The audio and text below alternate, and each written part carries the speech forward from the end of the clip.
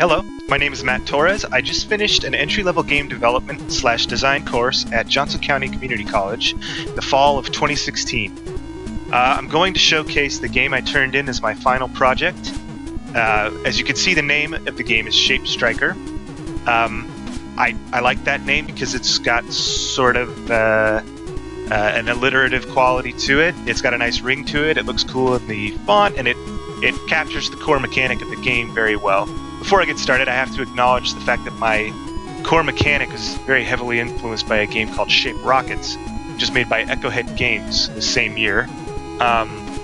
It is essentially a game in which you are a ship that is flying from left to right.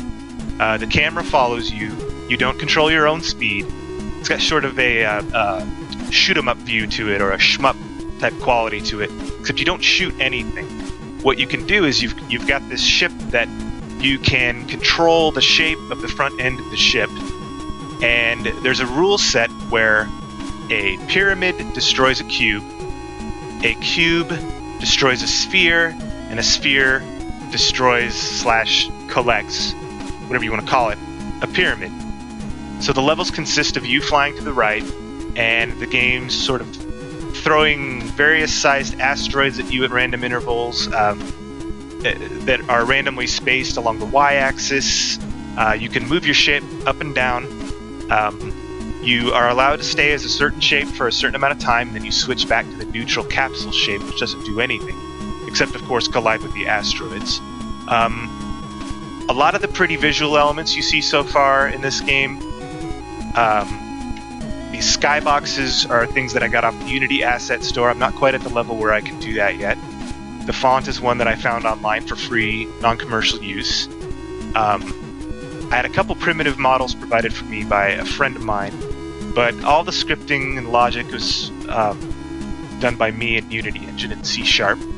You can see I've got a little bit of an introductory screen here, sort of just showing you the rule set on the left, giving you an idea of what you're going to do. The little lore story is just something that came to me as I was thinking about, how could you possibly explain the idea that there's this weird ship flying through space that can change shapes and attack other shapes. And I read a lot of sci-fi, I read a lot, so I just came up with an interesting little lore story there about you being one of the last in a line of people who know how to pilot this weird ship that can change shapes. There was an ancient war between us and interdimensional beings that had to come through as various shapes, and the shapes can destroy the shapes. And it was fun to kind of come up with a little bit of lore built around the game mechanic like that. And another thing that I have to give credit for is these wonderful chiptune songs that you hear. They are by a guy that I know online named Necrophagion. He's in the credits, but he makes these little chiptunes in his free time and enters contests with them and stuff, and I've always liked them, so I just put them in the game. I think they fit the aesthetic really well, and okay, I'm gonna move on and play for a little bit here. Right, so there's the basic capsule shape. I have to be a sphere to collect these pyramids. I have to be... Okay, that's good. So what happened there was I didn't have time to switch back to the pyramid shape. It's one of the things that the mechanic forces you to do. It's stay on your toes and, be concerned with what's coming and what shape you are. I thought I could switch in time to a pyramid so that I could smash into that cube and destroy it and get a point for it. But I accidentally smashed into it, and it was my predator shape, so it killed me, and I'm dead. But I can start over. And the interesting thing I should say is the way I designed my levels, I didn't want to just go through and hand place and scale a bunch of asteroids and shapes, mainly for time constraints, and I just thought it would be more interesting if I scripted it with variables that you could tweak, which I could show in another video, that will cause the shapes to be spaced out at random spots along the y-axis here, and the distance between them will be random, and the point at which they spawn will be random. So there are various variables associated with that I can tweak for the later levels to make them harder. But in any event, I'm not going to risk it that time. Here we go. Pyramid takes that. There we go. For a second there, I forgot what to do, actually. Let's collect that one. Avoid the asteroids. So yeah, again, where everything is spawned is going to be a different spot along the y-axis and at sort of random distances. And the asteroids are another asset store thing that I used for the game, because I have not learned to 3D model yet.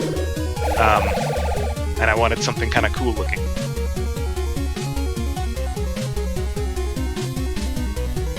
The first level, I admit, is pretty softball, but I wanted to give the players a chance to get used to the mechanic before I started throwing, more difficult stuff at them. Up ahead is a gate that ends the level, and that's a water plane.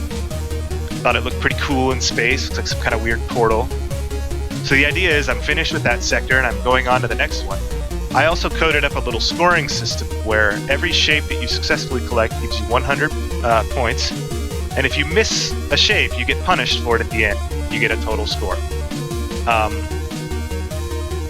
So I'm going to continue on to the second level. There's a different skybox here. The music has changed. Things are a little closer together. Things are maybe coming a little bit faster here. Oh, I couldn't change shapes in time.